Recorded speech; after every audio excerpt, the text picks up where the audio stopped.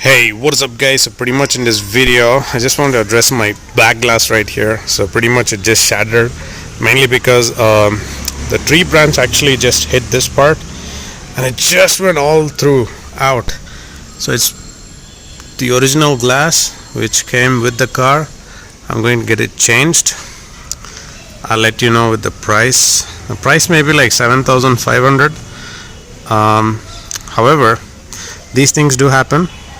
We just need to keep changing them, and it sort of like gives this wonderful like fine sound. If you can hear that, keeps going.